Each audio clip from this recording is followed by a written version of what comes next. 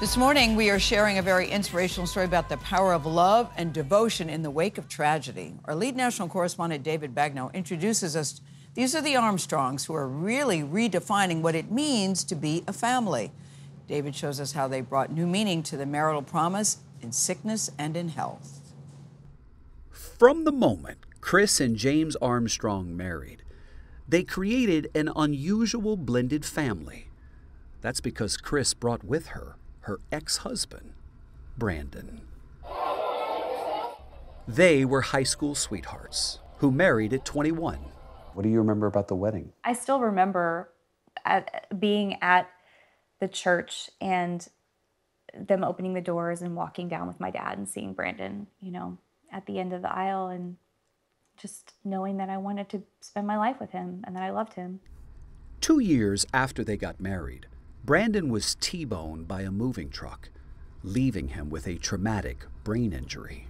He was in a coma, and we didn't know when or if he would wake up and what would happen. Although he did wake up, he was unable to take care of himself. He was in something called post-traumatic amnesia at that time, and so his memory, which really he's never really fully gotten out of, but his memory was like 10 seconds long. This was really when it became clear that I went from being a wife to a caregiver. My friends even came to me after I'd been doing this for several months, and they said, "We love you so much and we support you, but you can't keep doing this. You're drowning. We see you drowning." So after 5 years of caring for Brandon and longing to have children and wanting to again be in love with someone who could be in love with her, Chris decided to divorce Brandon. Whenever I thought about moving forward with a divorce, the thing that terrified me the most would be that I wouldn't be able to care for Brandon. Stand up. There we go. So she asked a judge to make her Brandon's legal guardian. And I told her, nothing's going to change. I'm going to continue to take care of Brandon forever. And each year now, I have to renew guardianship papers, and they usually ask for a picture. And now I get to send the picture of Brandon with our whole family, and I've gotten to write the judge and tell her, I don't know if you remember me, but I've stood true to what I said, and Brandon's an integral part of our family. By creating this family with James Armstrong, she found love for herself and for Brandon. It's a sad story, but there's a lot of beauty in it too. Yeah. Well, you want to know what moved me the most when I heard the story? What's that? The thought of you loving her enough to help care for Brandon. Yeah. That's what made me weep. It's not just loving her, it's loving Brandon too, He needs us. Yeah. He needs people that love him.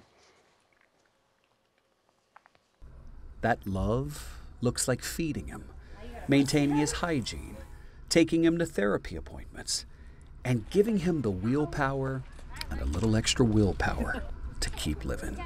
I think in the physicality of him helping with Brandon, that's one piece. I mean, the fact that we change Brandon together, I can do it by myself, but it's very, very hard. James helps me. Like that is such a gift of love. You ready? You can sit down, I got you. James cares for Brandon in the same fatherly way he watches he and Chris's children, 4-year-old Meadow and 6-year-old Juniper. They snuggle up to the now 38-year-old man they call Uncle Brandon. Hey! What's up, dude? Hi, sweetheart. How are you, huh? What's up? Brandon lives in a nursing home, but every few days, they bring him home. On the day we spent with them, Juniper nearly jumped in Brandon's wheelchair after school. It's ticklish. It made me feel good to be able to make him smile by playing his favorite artist. You want to play some Bob Marley? Bob Marley. Yeah, Bob Marley. Yeah.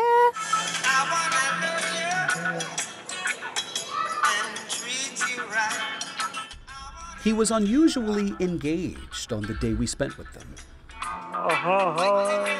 Yeah. Today, I feel like especially, you're like super tuned in, which is cool, because it's like it comes and goes, Some days we can really connect, and some days we can't. The good days and the not so good ones are chronicled on Chris's TikTok account. There, she has found some of the grief support she's always been looking for. Where did we both work in college? We worked at Casa Ole. Brandon's long-term memory is one thing the accident didn't take away from him entirely. She is the one person he recognizes, always. You remember the song that we danced to at our wedding? They read you Cinderella. Yeah. He is a very part of who I am because I carry his heart in my heart and I always will. And so the decisions that I've made to have him in our life, be a part of our family, is because I can't not. You know, when somebody is so tied to you, you can't untie that. I love you. Before we left them, Chris told us something James said which shocked us. Something so unlikely, so improbable, but so beautiful. He said if some miracle, treatment happens for people with a brain injury and Brandon can be healed, he said, I want you to be with him. You were with him first. And I think that it's, I don't think that's going to happen, but just the fact that, I don't know, you're just a very special person. You really are. I don't think I am, but I just do. I do what I think is right. Yeah. You know? I do what my heart tells me to do. And then James said this. I also told her if anything happens to her where she passes away, I will fight for guardianship of him. Yeah. He will have another advocate. He will have my goodness, another David. advocate. Isn't that something?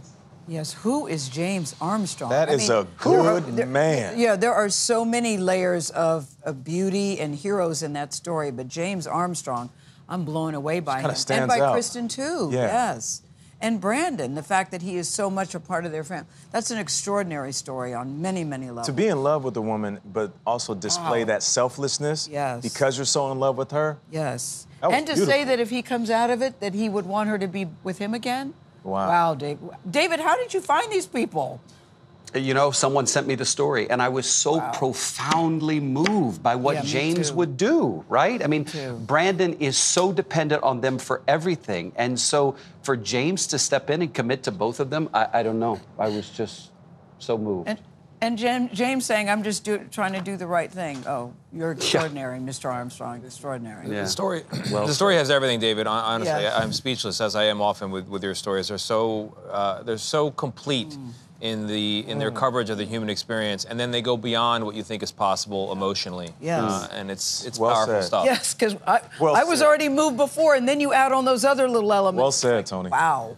David, thank you very much. Did it again. What a way to start the week, huh? It's only Monday. All right, ahead in a moment, we got actor Busy Phillips. She's going to join us to talk about the new season of her hit show, Girls 5 Eva. We'll be right back.